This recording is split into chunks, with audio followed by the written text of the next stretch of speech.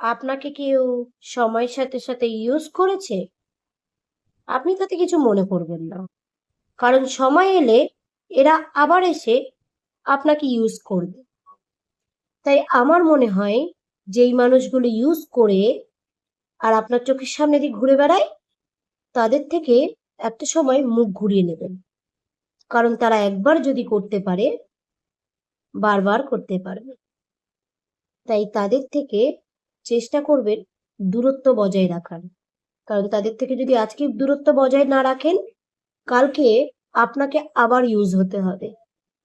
তাই আমার মনে হয় এদের থেকে দূরে থাকাটাই স্নেহ, সব থেকে ভালো।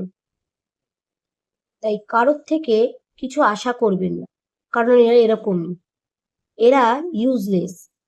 এরা কাউকে সময় দেবে না, আপনার সাথে চলবে না, আপনাকে আপনার প্রয়োজন হলে আপনাকে কখনো হেল্প করবে না। অথচ যখন তাদের প্রয়োজন হবে, তারা কিন্তু ঠিক আপনার থেকে হেল্পটা নিয়ে নেবে। তাই সেই মানুষগুলোর থেকে একটু দূরত্ব বজায় রাখুন। কারোর হেল্প করতে যাবেন না, মানুষ বুঝে হেল্প করবেন। কারণ হেল্প না করলেও তো বাঁচা যাবে না, তাই না? আপনাকে কেউ হেল্প করছে না মানে আপনিও কাউকে হেল্প করবেন না, এটা নয়।